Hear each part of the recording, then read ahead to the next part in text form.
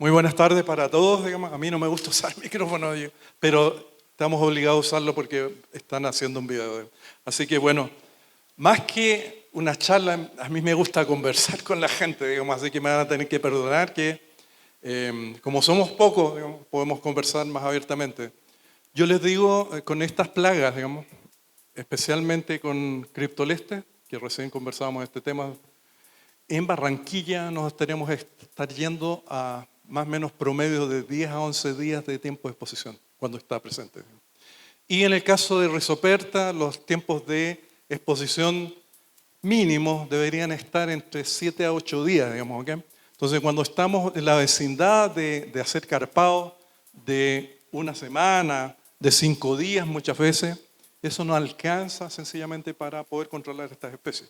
Por eso que yo apelo a que cuando estemos trabajando en plantas hagamos identificación de cuáles son las especies que nos están afectando, porque dependiendo de eso voy a poder dar una aplicación acorde con la especie en cuestión. ¿Ok? ¿Me siguen? Entonces vamos a ir conversando distintas cosas de las especies que son las más complejas desde el punto de vista de control. Con el gas fosfina, digamos, hay que entender la estructura, digamos, porque en silos como estos, en donde más rápido se mueve el gas es en el maíz, y lo hace a 3 metros por día el movimiento. Entonces, cuando tenemos harina, ese movimiento apenas llega a 1.5 metros, y si tuviéramos germen de maíz, que seguramente ustedes usan, digamos, en el germen de maíz el gas se mueve apenas a 0,5 metros por día, digamos, ¿okay? Y es imposible moverlo más rápido. Por lo tanto, hay que entender la dinámica de lo que son las estructuras, el espesor del grano en definitiva, sumado al tiempo que va a ser necesario para vencer el mecanismo de tolerancia o de adaptación que tienen las distintas especies frente a un gas que se va a desprender de un fosfuro. ¿Ok? Y vamos a ir conversando de distintas tecnologías que ayudan mucho desde el punto de vista de esa resistencia o esa tolerancia, digamos, ¿ok? Entonces, y cuando hablemos de eso vamos a hablar de recirculación, que es básicamente un concepto en el cual yo intervengo estas estructuras, uso los mismos ductos de ventilación para mover el aire intergranario más el gas fosfina y acortamos esos tiempos que a veces son muy largos. Digamos, si tenemos un silo de 25 metros y mi grano almacenado allí es arroz, en el arroz el gas se mueve a 2 metros por día, digamos. Entonces, solamente por movimiento para llegar al punto más alejado, considerando el tema de seguridad industrial, nos vamos a tardar alrededor de 12 días para poder mover el gas en todo el perfil del grano. ¿Me entienden? ¿Okay? Considerando el tema de seguridad, yo no debería en ductos de ventilación en silos como estos aplicar más allá del 15 al 20% de la dosis total para el silo, porque si concentro mucho fosfuros en la base, podemos llegar al punto de autoinflamación del gas fosfino que se desprende de esos fosfuros. O si tengo la mala suerte que cae una lluvia fuerte, se me metió el agua a los ductos y eso es una bomba de tiempo y podemos poner en órbita cualquier silo, digamos. Y ha habido accidentes, digamos. Yo en mi vida profesional, llevo más de 30 años trabajando en estos temas, he visto muchos accidentes por mal manejo de ese concepto de seguridad industrial, digamos, ¿okay? Entonces, el tema fundamental, vamos a ir viendo algunas claves importantes del manejo integrado de plagas, cuáles son las plagas difíciles de controlar con fosfina en molinos, estructuras de almacenaje, el uso de fosfina y pasando por impregnación de granos al final, digamos, ¿ok? Entonces uno debe entender qué es lo que está manejando, digamos, entender muy bien las estructuras, saber que en mis silos tengo cierta dinámica en términos de temperatura, en términos de aire intergranario, en términos de humedad, que yo de alguna u otra manera tengo que ir controlando, digamos, ¿okay? Para evitar que ese grano pierda cualidades, que altere su calidad, digamos, y me estoy yendo para atrás, digamos, ¿okay? O en silos como estos, que son de 40, 38 metros de altura, escucha que es difícil hacer un tratamiento con fosfina, ¿okay? Sencillamente en esos casos, en silos como estos, si yo no aplico el concepto de la recirculación, voy a perder el tiempo, porque no lo voy a poder fumigar en su totalidad, digamos, ¿okay? Y en las plantas, digamos, ser el campeón del aseo.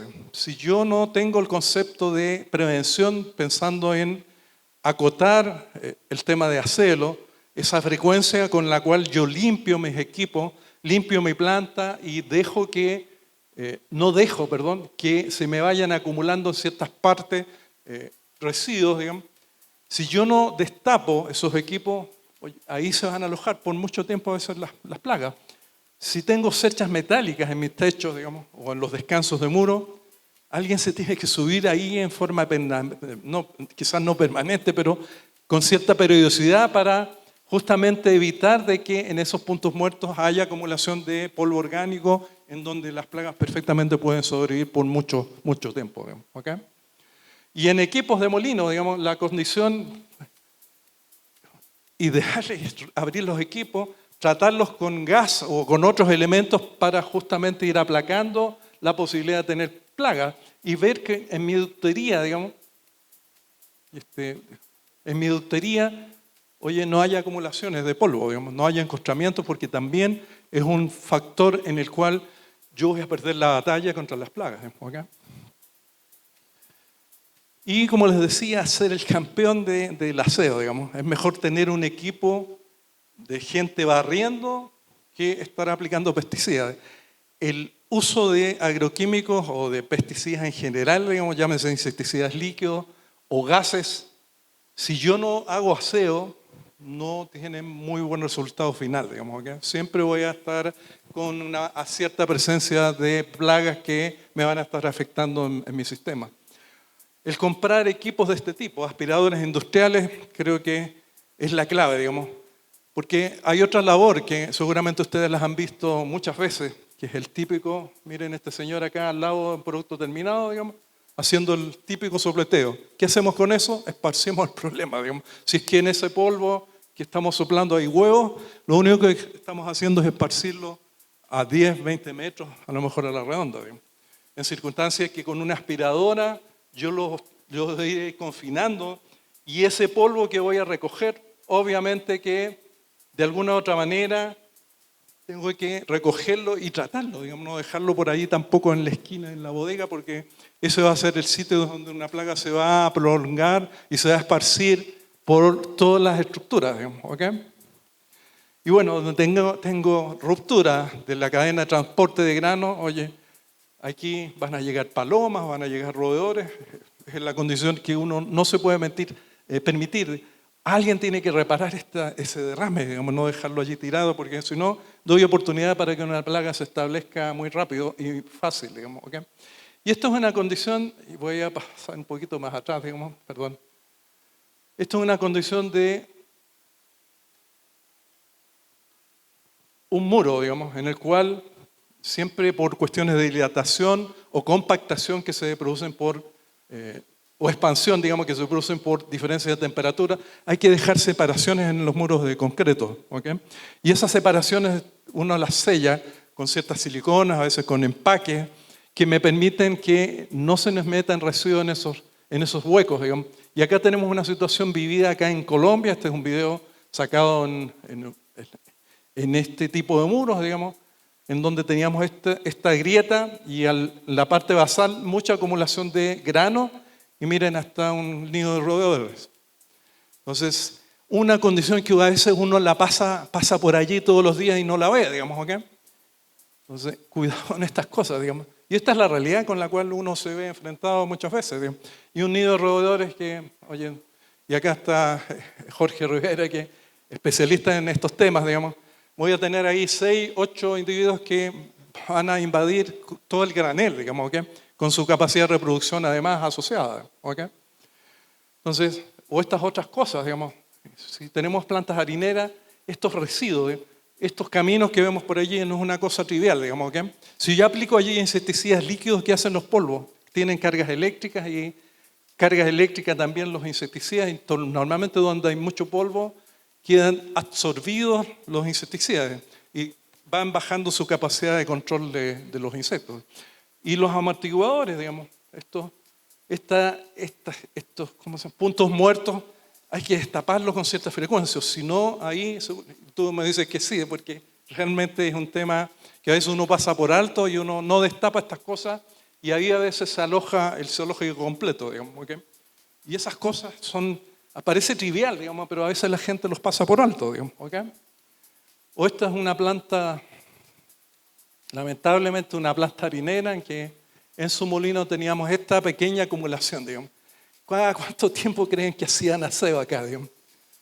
La verdad que, y esto es una planta en Bogotá, no hace mucho tiempo atrás tampoco, digamos, en donde permanentemente tenían problemas en las harinas porque aparecían, oye, los insectos, en el supermercado los reclamos, las devoluciones, y el problema está directamente relacionado con ellos, digamos que no tienen buenas medidas de saneamiento y tenemos estos lujos que uno no se los puede dar, digamos, ¿ok?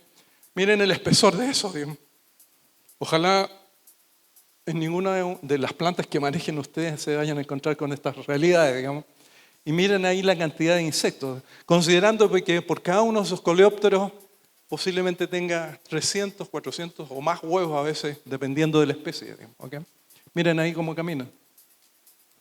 Entonces, esta es una situación que a veces uno la encuentra, digamos, y es una realidad que uno perfectamente la encuentra a diario, digamos.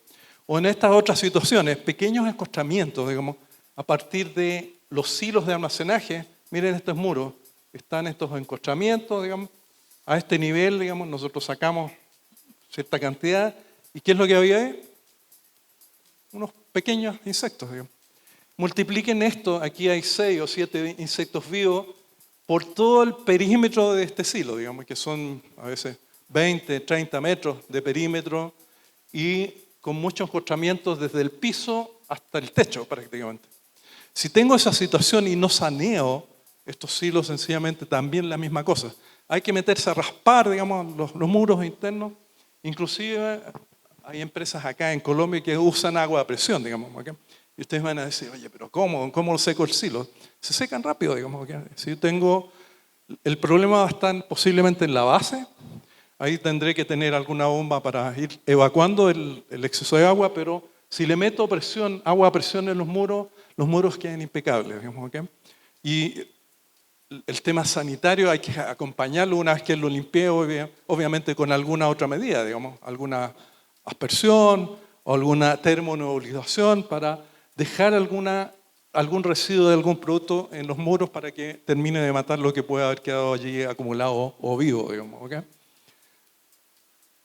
Bueno, conocer muy bien las estructuras, digamos, si tenemos termometría, bueno, a través de la termometría uno puede indirectamente saber si hay puntos de calentamiento o focos, digamos, saber si la estructura está teniendo o no problemas de plagas, digamos, los alzas de temperatura en términos de 3, 5 grados, 8 grados, dependiendo del problema, uno los puede interpretar leyendo la termometría y saber exactamente en dónde puede estar ubicado un problema de hongos, desarrollo de bacterias, o los insectos que con su metabolismo acelerado, ellos están comiendo, respirando, produciendo calor y por lo tanto a través de las diferencias de temperatura uno puede decir, mira acá este silo tiene un problema, hay que moverlo, hay que hacer transilaje o hay que hacer algún tipo de tratamiento, digamos.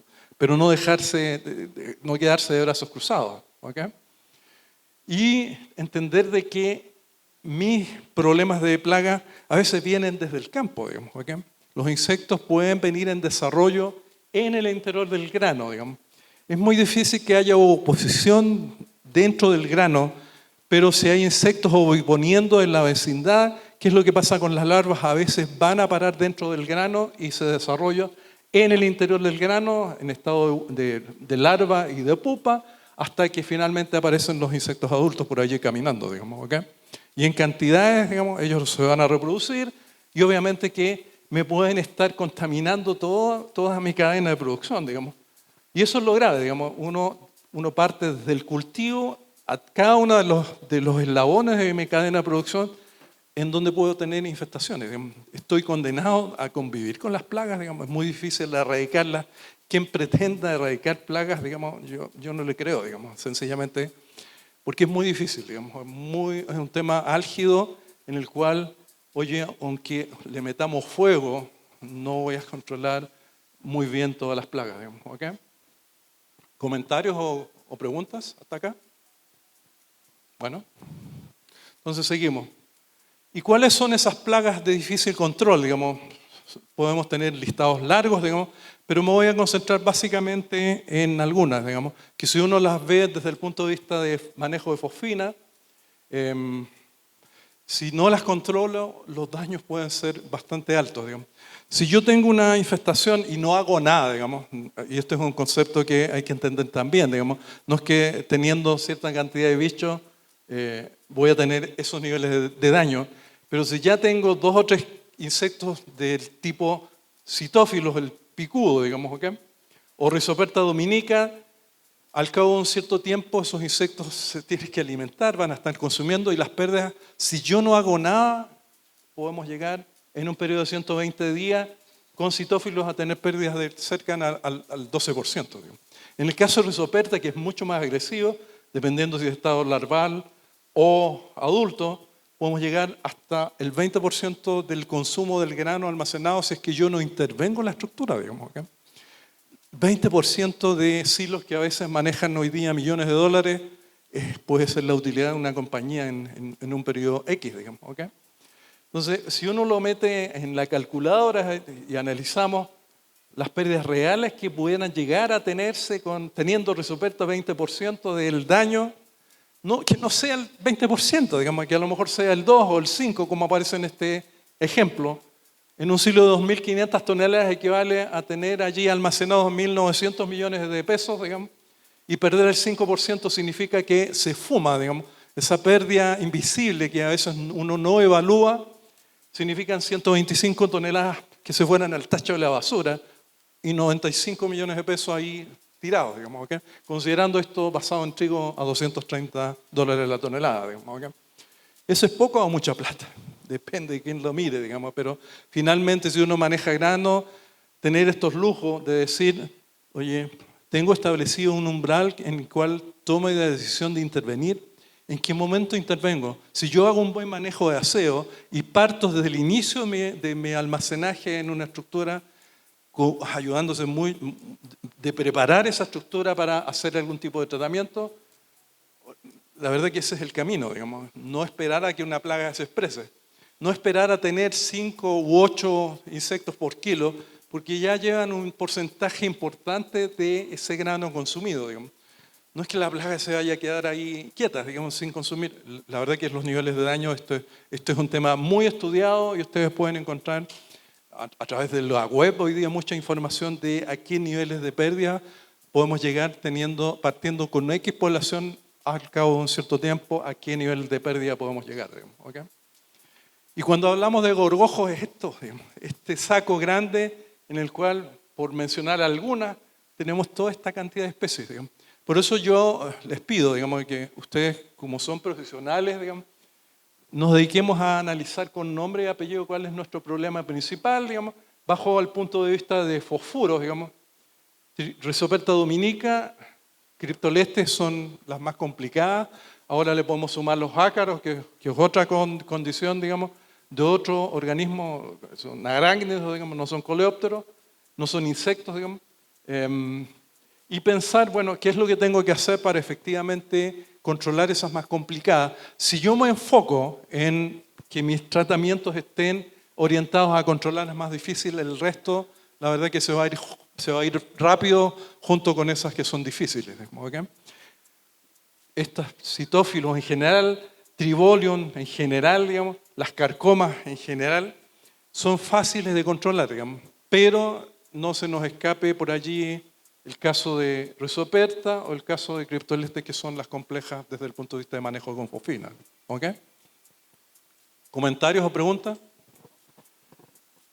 Bueno, y si uno se va a analizar, bueno, ¿por qué Cryptolestes es complicado? Digamos? Bueno, de partida es una plaga que puede estar hoy poniendo por allí 300 huevos, como promedio, digamos, ¿okay?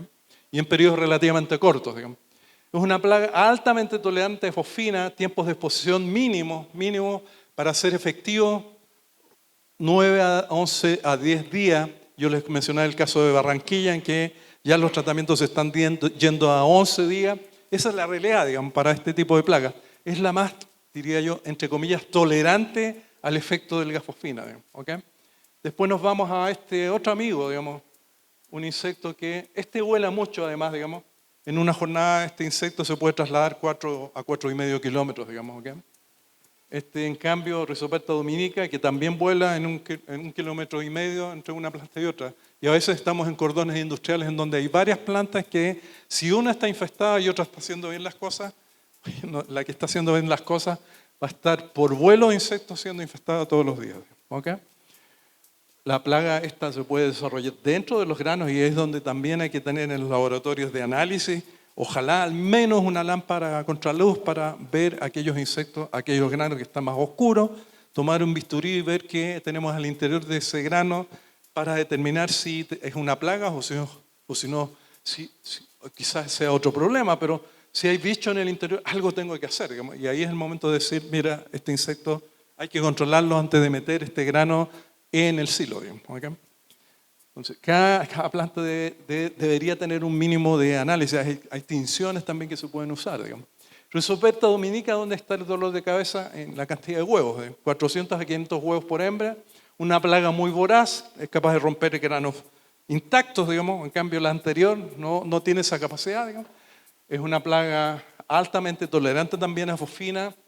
Tiempos de exposición promedio mínimos de 7 a 8 días debería ser el tiempo que esté bajo garpado o dentro de los silos. Cuando hay gas, cuando llegó efectivamente el gas al sitio más alejado desde el punto de vista de coloqué las tabletas en cierto sitio, ese gas se va a tener que mover. Y cuando llegó al sitio más alejado de donde se originó, ahí recién empiezo a contar mi tiempo de exposición, digamos, ¿ok? Bueno, los citófilos son todos muy parecidos, digamos. 50 a 250 huevos, plagas primarias en general, digamos. Socios, otro problema que a veces uno los pasamos por alto. ¿Por qué se desarrollan los socios donde tenemos mal manejo de humedades en general, problemas elevados de contenidos de impureza? Ahí tienden a aparecer en gran cantidad, se parecen mucho a los ácaros, digamos, pero es una gama de insectos bastante primitivos que por cada hembra vamos a tener 100 huevos, además. Para mí es un problema de calidad, depende de quién esté analizando el producto terminado, digamos, ¿okay? Todos estos bichos de alguna u otra manera alteran la calidad, transmiten olores, sabores indeseados y que hay que analizar qué efectivamente, cuál es el daño, si lo tenemos que considerar para un determinado control o no, digamos. Y los ácaros, digamos, los ácaros de las harinas en general son bastante complejos también desde el punto de vista de manejo con fosfina, digamos. Si un ácaro es expuesto a cierta cantidad de gas, ellos tienden a defenderse. ¿De qué manera? Creando un encapsulamiento que se llama, en entomología se llama hipopus, digamos, ¿okay? Y ese hipopus es impermeable, digamos, es una condición que no es penetrada por el gas fosfina y el insecto va a quedar vivo y al cabo de unos días va a escapar al tratamiento de X días que lo tengamos expuesto bajo carpa. ¿Qué es lo que se hace habitualmente cuando las infestaciones de ácaros son altas? Es volver a repetir el tratamiento tal como se hizo en una primera ocasión al cabo de 20, 25 días después, digamos, ¿okay? Yo sé que eso es una locura en términos operativos, pero no hay otra manera, digamos, porque siempre ahí voy a tener una probabilidad de tener hipopus en X población, digamos, y esa condición no la voy a eliminar, digamos, ¿ok? Y bueno, broca del café, insecto que es un problema para las exportaciones, sobre todo a los países asiáticos, en donde Colombia tiene que controlarlo, no es difícil de controlar con fosfina, pero hay que hacer el tratamiento, digamos, ¿ok? Y bueno, eso respecto, no vamos, como les decía, no vamos a ver todas las plagas, porque si nos enfocamos en los tratamientos pensando en la identificación y tenemos criptolestes, ya sabemos que con fosfina los tiempos de exposición deben ser largos. Lo mismo que con Rhizoperta, digamos. Y el resto de los bichos que tengamos en nuestra estructura, bajo el concepto de estar tratando de controlarlo con gas, es relativamente más fácil, digamos, ¿okay? No nos van a ofrecer esas barreras que les mencionaba anteriormente, digamos. ¿Y a qué se debe de que estas especies, esas dos que he mencionado repetidamente, son tan complejas? A que tienen todos los insectos para que actúe el gas fosfina, el mecanismo respiratorio. ¿Dónde actúa fosfina? Básicamente a nivel de la mitocondria, y ahí hay una serie de procesos que se alteran con el gas. Hay un problema de alteración de los endotelios celulares, hay producción de radicales libres, hay una peroxidación oxidativa de la membrana, digamos, desequilibrio en los canales de calcio, de sodio inclusive, hay una alteración de la síntesis de la enzima citocromo oxidasa, y ahí finalmente el desenlace es un colapso respiratorio en donde es la suma de una serie de procesos que son alterados por el gas y que termina finalmente eliminando al bicho. ¿Y qué pasa con estas plagas más tolerantes? El caso de Rhizoperta y el caso de Cryptoleste tienen esos mecanismos de defensa que son bastante acentuados. ¿Por qué? Porque, entre otras cosas, pueden cerrar espiráculos, digamos, ¿ok? Y más que el cierre como tal, es una disminución de la actividad respiratoria, ¿ok? Que acarrea una disminución del metabolismo, y para que fosfina actúe, debe haber un metabolismo acelerado, ojalá, digamos, un metabolismo activo, que si yo lo he disminuido por disminución de esa respiración, obviamente que se va a traducir en que el bicho puede estar varios días en presencia de fosfina a altas concentraciones inclusive, y no le hago absolutamente nada. Caso típico de Cryptoleste o Rhizoperta, que los primeros 4 a 5 días son inútiles desde el punto de vista de control, digamos. Por eso que apelo a que ustedes ojalá puedan entender de que el concepto para poder controlar es efectivamente debe ser tiempos largos de exposición. Con tiempos cortos no les hago mucho, digamos. No es que no los vaya a matar, digamos, quizás se muere un porcentaje importante de la población, pero el concepto de control es que por lo menos estemos en el 90% hacia arriba, digamos, ¿ok? ¿Me entienden? Esa es la clave, que si uno logra entender bien estas cosas, a partir de eso, la diferenciación con nombre y apellido nos lleva a que nuestros tratamientos deben ser estos, digamos, largos. Entonces, en este caso, cuando tenemos esta situación de estas especies que son complejas, caso de ácaros, caso de Rhizoperta dominica, Cryptoleste ferrugineo, los tiempos son esos que están allí, esos rangos altos, digamos, en donde en el caso de Rhizoperta el tiempo puede ser inclusive de tolerancia. A partir recién de los 9 días voy a tener un cierto nivel de control óptimo. O en el caso de Cryptoleste son los 11 días que les mencionaba para Barranquilla, digamos. Y las dosis, cuando tengo tan largos periodos de tiempo en que debe estar el gas presente, ojalá por sobre las 600 o 800 partes por millón, requieren una dosis un poquito más alta también, digamos, porque si no, si mantengo las 3 tabletas por metro cúbico, posiblemente esté por debajo de la necesidad del óptimo para lograr esa dosis letal. ¿Ok? Y esta es una tabla que hoy día se maneja en muchas latitudes, digamos, en donde se clasifican estas especies en general, y aquí se me murió el puntero, digamos, en donde tenemos especies que son agrupadas como sensibles a la fosfina, en donde en promedio debería tener para poder eliminarlas entre 300 a 500 partes por millón por periodos mínimos de 3 días, digamos, ¿ok? Y en el caso de estas otras, Cryptoleste, Rhizoperta dominica, Trogoderma granario, que es una plaga cuarentenaria para Colombia, los ácaros, nos debemos ir más o menos a promedios de 800 partes por millón de gas como mínimo, por periodos largos, digamos, ¿ok? Entonces, esa es un poquito la clave de manejar bien el concepto de las fumigaciones basadas en fosfina, ¿ok? Y volviendo a la vieja, ¿cómo se llama?, reacción de los fosfuros. ¿Qué es un fosfuro? En general es una mezcla de 2 cosas. Una sal que se llama carbonato de amonio, que es este chorizo largo que tenemos acá, más fosfuro de aluminio. Y eso me da 2 tipos de reacciones. Una que se produce por efectos netamente de temperatura, que es básicamente la reacción del carbonato de amonio, en donde como resultado voy a tener amoníaco, que es el gas avisador, el que me produce el olor fuerte que yo voy a estar sintiendo frente a fumigaciones con fosfuros, digamos. Y por otro lado, dióxido de carbono, que nos da un cierto periodo de retardo a que, digamos, a que en la vecindad de las tabletas no ingrese tan rápidamente el agua. Pero eso es limitado en condiciones de climas como estos, digamos, climas de costa en general, en donde las temperaturas son altas. Lo primero que reacciona y rápido es el carbonato de amonio, y inclusive en los envases viene una sobrepresión que está asociada a la descomposición del carbonato de amonio. Cuando uno abre los envases aparece una especie de chorro. Suena inclusive cuando uno abre la tapa, la presión del gas que se libera del interior, y es mayoritariamente esos dos componentes, amoníaco más dióxido de carbono, digamos. ¿Okay? Y una vez que se acabó ya la cantidad de dióxido de carbono que se produce a partir de ese carbonato de amonio, ahí empieza inmediatamente la reacción de este fosfuro de aluminio con la humedad del aire para producir finalmente el pH 3 o el gas fosfina que lo necesito como insecticida. ¿Okay?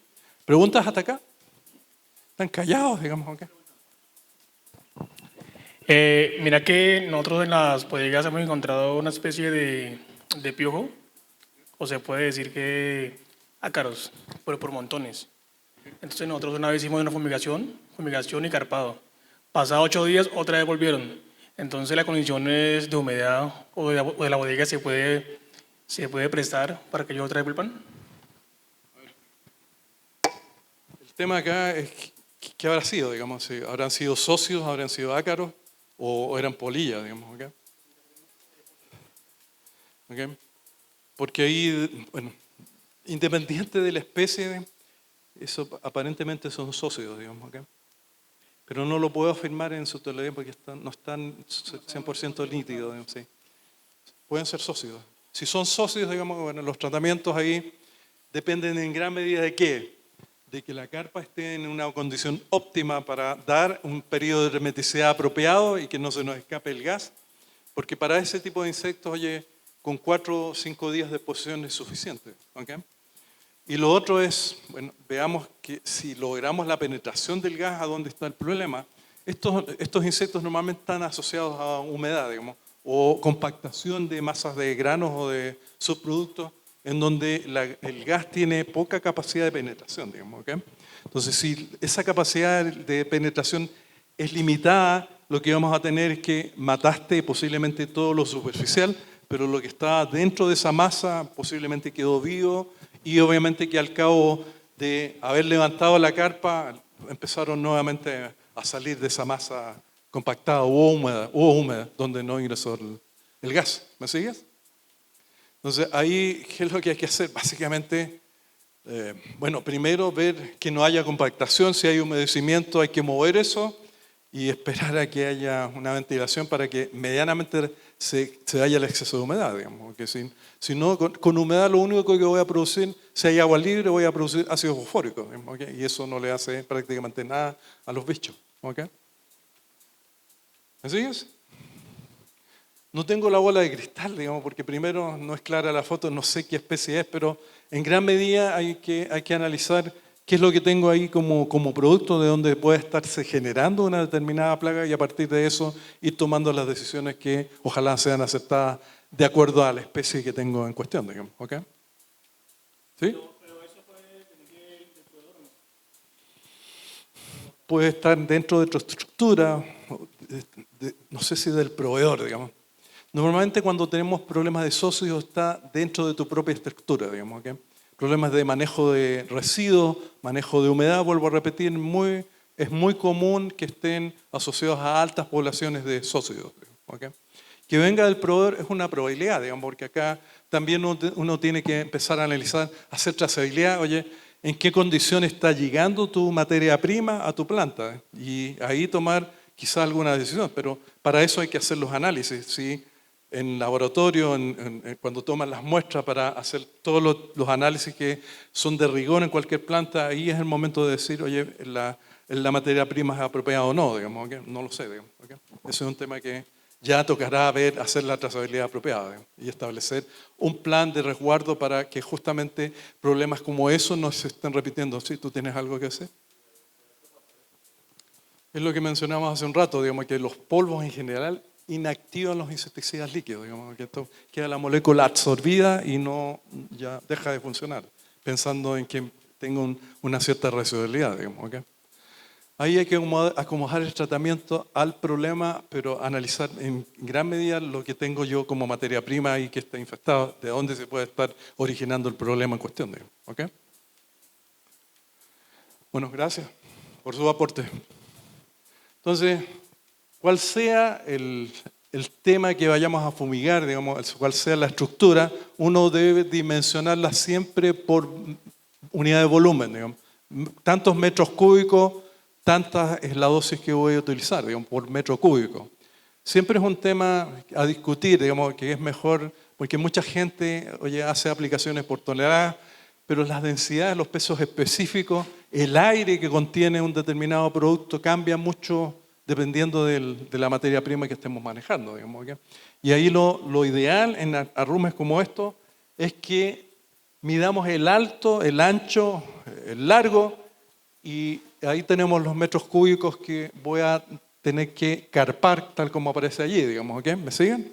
Entonces no es un tema que sea trivial, digamos, estamos manejando un gas que es capaz de meterse inclusive dentro de los granos, que tiene la capacidad de moverse con bastante facilidad y ocupar todo el volumen que tengo confinado bajo una carpa, tal como aparece acá, digamos. ¿Y cómo hago sellado, digamos, como aparece acá? Con pisadores, con chorizos de arena, digamos, que estén traslapados, o si el piso lo permite y no tiene mucho polvo, yo puedo aventurarme inclusive a utilizar las cintas pegantes que a veces se despejan con el polvo, por eso que es un tema delicado, digamos. Lo mejor es reforzar eso con los pisadores, los pisacarpas en cuestión, digamos, ¿ok? Y lo otro es cuando uno no sabe o no tiene cómo medir, es determinar, oye, alguien de la planta sabe que en la bodega X hay tantas toneladas. ¿Tantas toneladas de qué? De maíz, de harina, y ahí lo que debe hacer es, para sacar el volumen, los metros cúbicos, toma las toneladas del producto que esté allí acopiado y lo divide por el peso específico, la densidad, digamos. Ahí está, San Google hoy día tiene toda esta información y lo importante es que tengan esa información para cada uno de los productos que estén manejando, digamos. ¿Y qué es lo que hago ahí? Tomo las toneladas y divido por la densidad y me va a dar los metros cúbicos que están almacenados en esa bodega. ¿Me sigues? ¿Okay? ¿Todos claros con esto? Son distintas maneras de llegar al mismo factor que es el volumen de producto a tratar. Y por ese volumen, por metro cúbico, voy a aplicar al menos 3 tabletas de fósforos de aluminio o, si son plagas complicadas, 4 o 5 tabletas, digamos, ¿ok? Y en los cilindros, digamos, en estos silos en general de este tipo, tengo un techo que normalmente es cónico y tengo el cuerpo principal que es este de acá, digamos, en el cual, ¿cómo la saco el volumen de esa estructura? Por la letra griega pi, digamos 3,1416, por el radio al cuadrado, por la altura, y nos debe dar los metros cúbicos del cuerpo principal, y los conos que pueden estar en el techo o invertidos en la descarga, es tomando las mismas presiones, lo divido por 3 y ahí también me da esos metros cúbicos que le tendría que sumar al cuerpo principal, digamos, ¿ok? Y bueno, ¿y cómo aplicar? Ojalá usando las medidas de seguridad. No manipular nunca fósforos con la mano descubierta, nunca, como está acá, digamos, nunca una mascarilla de polvo, porque eso es como no tener absolutamente nada, digamos, ¿ok? Acá uno no puede arriesgar la vida de nadie. ¿Cuánto vale una persona acá en el valle? ¿Cuánto vale usted? ¿Ah? ¿Tiene precio o no tiene precio? Uno no vale, uno no tiene precio, digamos, ¿ok? Y el riesgo para la empresa en términos de las multas que le caen, oye, hace unos años acá, hace 3 o 4 años, partía para empezar a conversar como en 850 millones de una persona accidentada, digamos, ¿ok? Ahora, para la familia, obviamente que uno no tiene valor, digamos. Y esto no es manejar caramelos, digamos, ¿ok? Es un producto altamente tóxico y en esta condición, obviamente que estamos arriesgando nuestra salud, digamos, ¿ok? O estamos allí, miren la mano o el brazo, aparece brillante, está sudoroso porque hay agua. Un fósforo en contacto con agua libera rápidamente el contenido de gas que pueda tener en la tableta en cuestión, digamos, ¿ok? ¿Y cómo aplicarlo? De estas maneras, digamos, a lo mejor la misma bandeja como está acá es un buen recipiente en donde coloco una tableta por cada huequito donde está el huevo, o bandejas como las que aparecen allá, en donde yo coloco las tabletas y después recojo los residuos, digamos. Eso siempre y cuando Hoy no lo está aplicando en un granel porque en los graneles, ¿qué es lo que hago? Meto las tabletas directamente en contacto con el grano y el grano cuando va a pasar por las zarandas, una vez que salió de la estructura de almacenaje, ahí va a ir quedando el polvo residual que es un oxidato de aluminio básicamente, que no tiene una connotación de riesgo ni desde el punto de vista de seguridad ni desde el punto de vista de residuo posterior, digamos, ¿ok? Y bueno, tener la precaución de que las carpas estén en buenas condiciones, digamos, ¿okay? Que no tenga estos rotos, porque si tengo estos rotos, todo el gas que pueda haber estado generando bajo la carpa se me va a arrancar, digamos. O estas cintas de papel, eso se despega en 2x3 con un poquito de humedad o con un poquito de polvo que haya en la carpa, chao, digamos. Y quedó ahí la carpa rota por donde arranca todo el gas hacia afuera, digamos, ¿okay? Entonces, una condición indeseada, la manera correcta son con pisadores, como está acá, ojalá traslapados unos con otros, digamos, de un 20 a un 25% entre uno y otro, que le dé una buena presión contra el piso y las irregularidades del piso para que efectivamente no haya un escape tan masivo de gas desde el carpado hacia afuera, digamos, ¿okay? Las carpas siempre van a perder gas, ¿okay? Quien pretenda hacer un carpado y que no tenga presencia de gas en el exterior es una falacia también, digamos, ¿okay? Siempre fosfina tiende a traspasar los polietilenos. Ojalá usan polietilenos de calibre 4 o 5, digamos, de manera de que me dé una buena barrera y que no, el gas no vaya a escapar y que no se me pierda, digamos, ¿ok? Entonces, bueno, las situaciones, acá hay distintas fotografías. El arrastre de las carpas a través de los sacos también es una abrasión importante a los polietilenos y se van a ir rompiendo cada cierto tiempo, vamos a tener que cambiarlos, digamos, ¿ok? No los puedo muchas veces volver a reutilizar porque si no la capacidad de mantenimiento de esa hermeticidad se va a ir perdiendo y cuando pierdo esa capacidad de hermeticidad, obviamente que la fumigación no va a ser óptima ni voy a tener resultados sobre el control de plaga.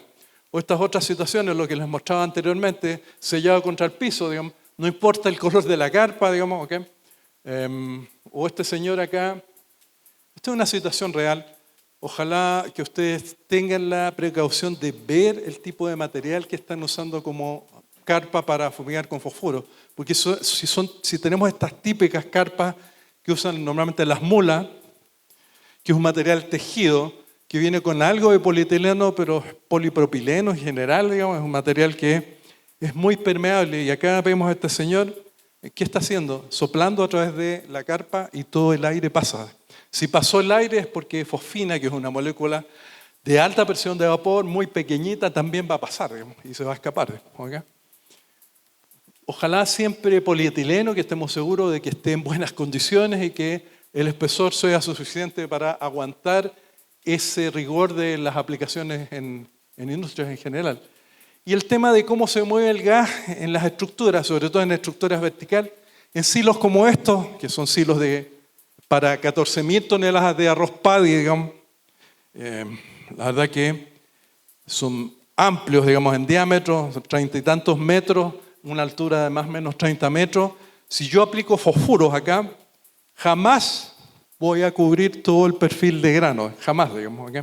En estructuras como esta, sencillamente algo voy a hacer en la parte superior, si estoy aplicando algo de tabletas en los túneles, algo va a ayudar, digamos, pero la mayor parte del cuerpo posiblemente va a quedar sin gas. El gas fosfina en estructuras como esta, más allá de 18 metros, es poco lo que se mueve, o prácticamente nada, digamos, ¿okay?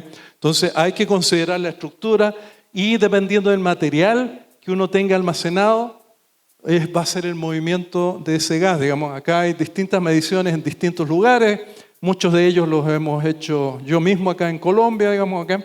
Hay mediciones de Chile, mediciones de Argentina allí, ¿okay? En donde viendo en silos, digamos, dependiendo del producto, y acá me voy a cambiar para el otro lado, digamos. En arroz, más o menos el gas se mueve a razón de más o menos 2.2 metros por día.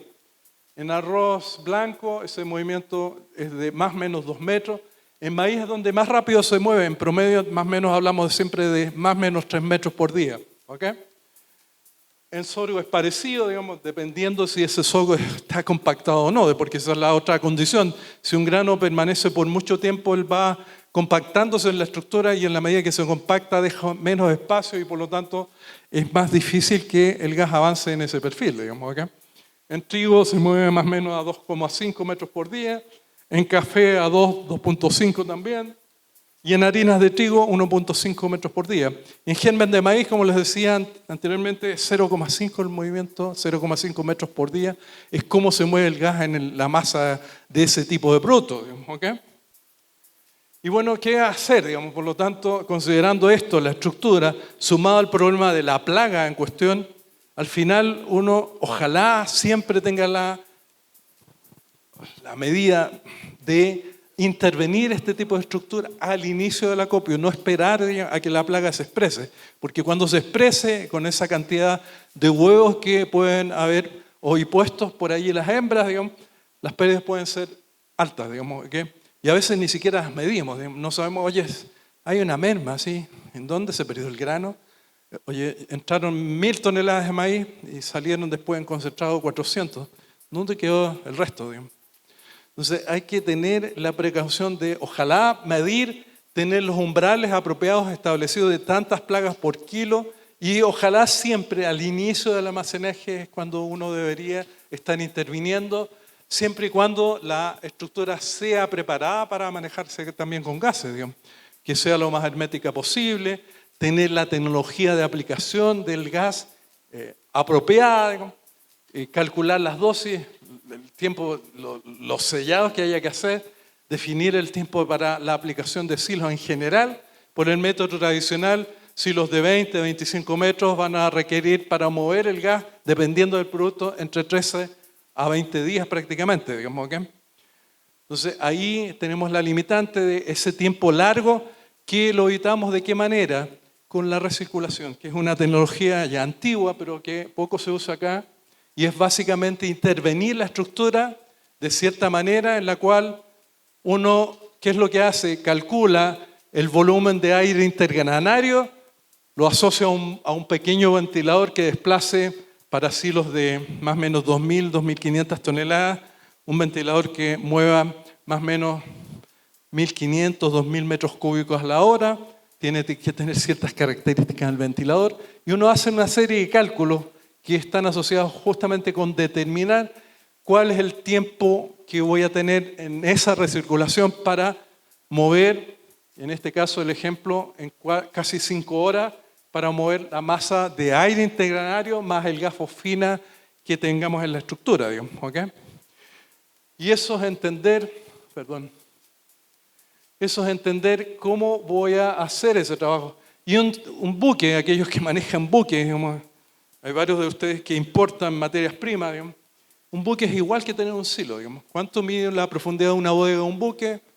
Más o menos entre 9 y 12 metros de profundidad. Acá vemos un montacarga, digamos, haciendo un movimiento del grano. Esta es una situación que se produjo esta semana recién. ¿Okay?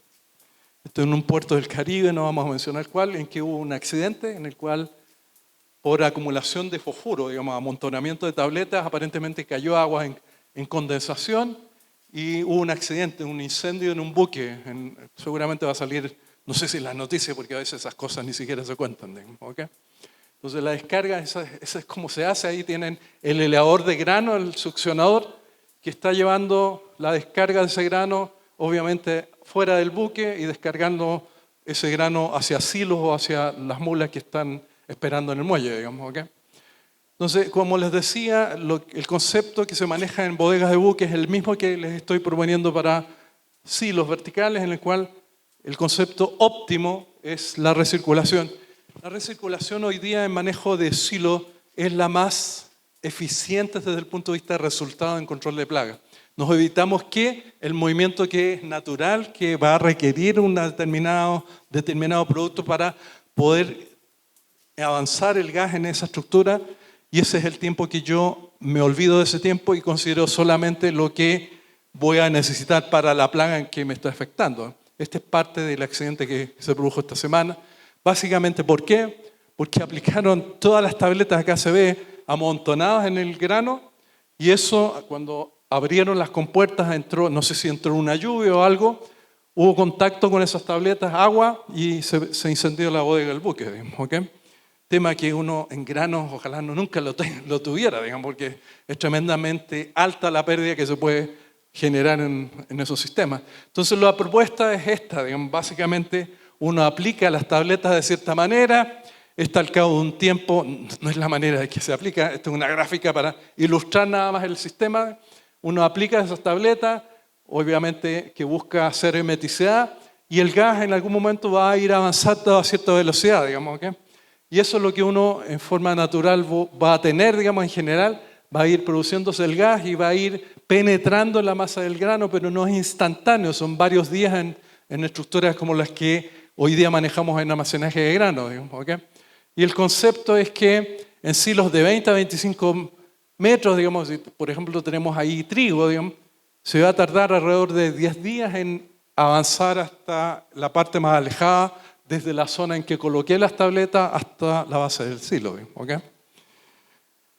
Y básicamente nosotros acá prestamos esa asesoría que es hacer las auditorías de cómo hacer el manejo de la hermeticidad, la automatización que debe haber, se evalúan los resultados y esto es un sistema óptimo, ojalá todo el mundo lo pudiera implementar, no es difícil. La verdad que hoy día en el mundo, como les decía, es la tecnología óptima desde el punto de manejo de plagas en estructuras verticales y este es el diagrama en general que ilustra esta situación, digamos. Yo, ¿qué es lo que hago? Armo un circuito cerrado en el cual con un pequeño ventilador que conecto los mismos túneles de la base de los silos, aprovecho que el aire intergranario más el gas que se va a ir produciendo a partir de las tabletas. Normalmente colocamos una carpa sobre el grano, ¿okay? Porque las estructuras en esta parte, sobre todo en la bajada de agua, es un hueco que no va a retener el gas y entonces necesariamente tengo que colocar carpas allí.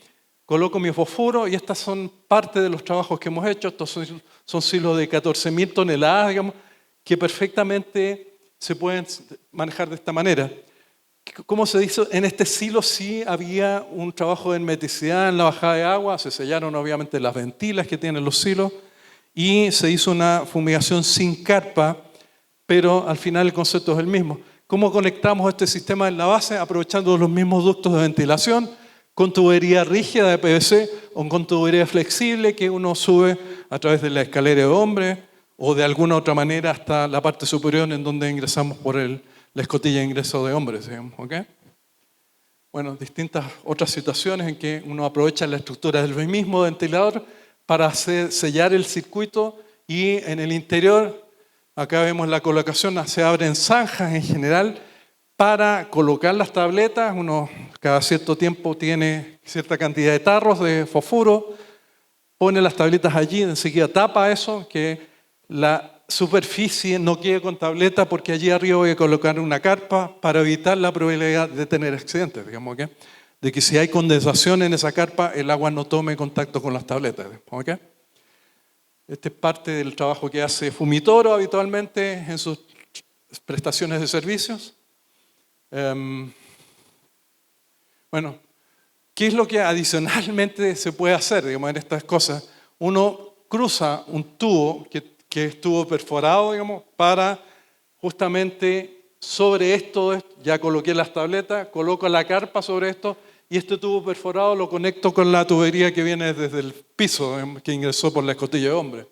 Entonces, y esa es la forma en cómo se conecta, ahí hay una combinación de PVC más tubería flexible que me permite ese circuito cerrado y hacer la eficiente movimiento del gas en forma rápida. ¿Cuánto me voy a demorar? Hay que calcularlo, digamos.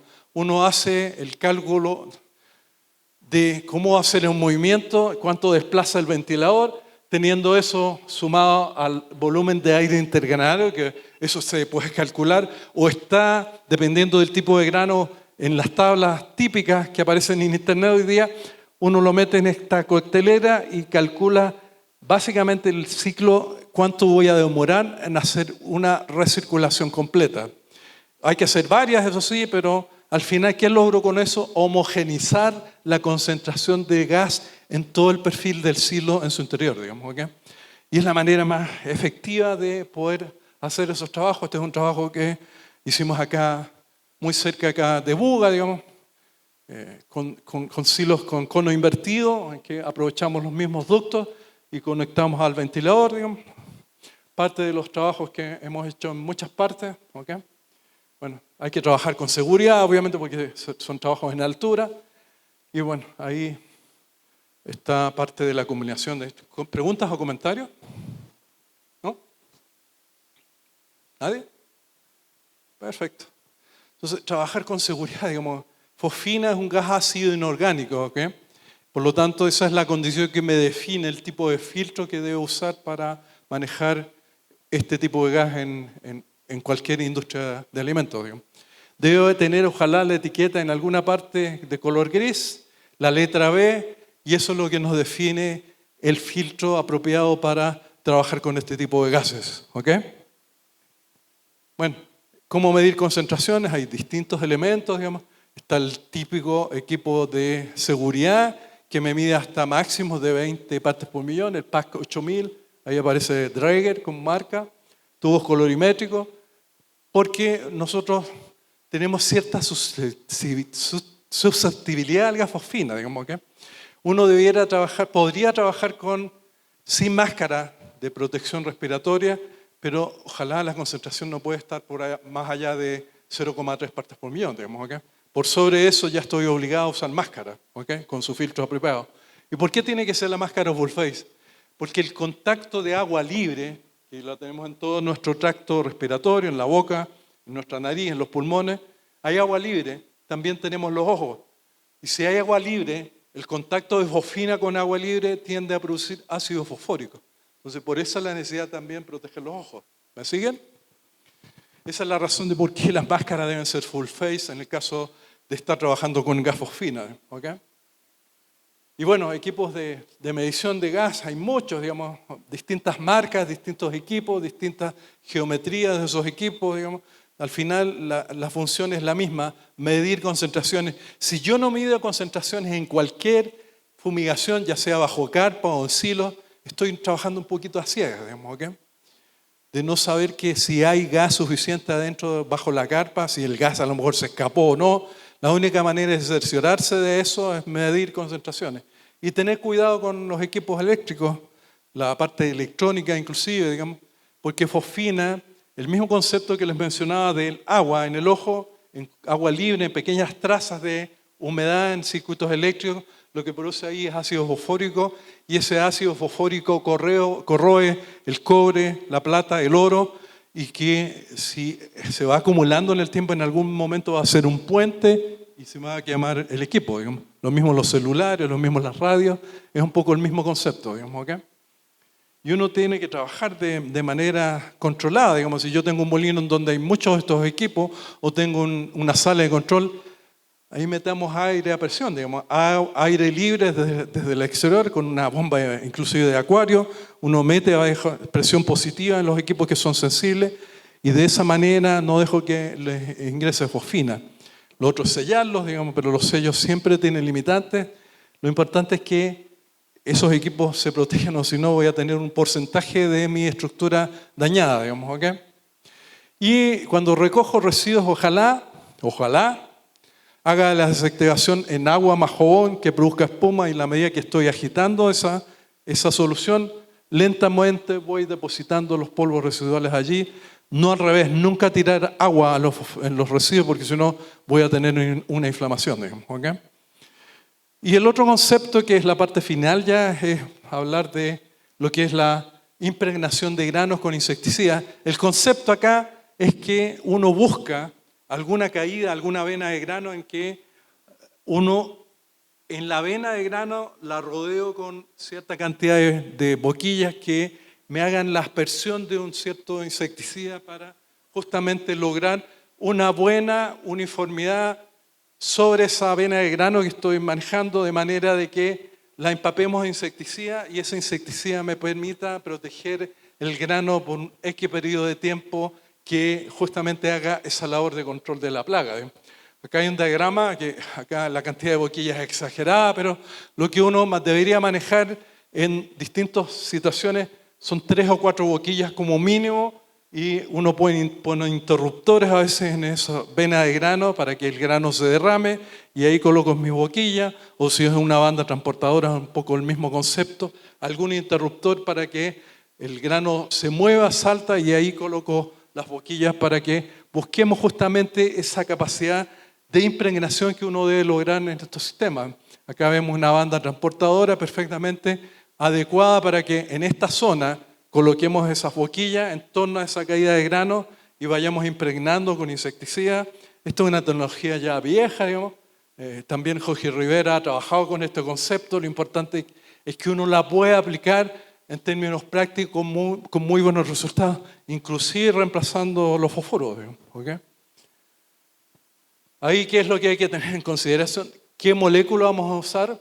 Y que estemos siempre por debajo de los límites máximos de residuos, que ustedes los encuentran también en lo que es la norma de la FAO, el Códex Alimentarios, o si se van a requisitos de Estados Unidos o de Europa, FDA-EPA, digamos, Estados Unidos, la EPSA en Europa, de qué moléculas efectivamente podemos usar con sus respectivos límites máximos de residuos.